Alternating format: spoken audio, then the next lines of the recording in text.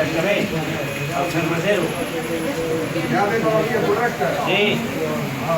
El cervesero ve per la via correcta. Pren els borratxos.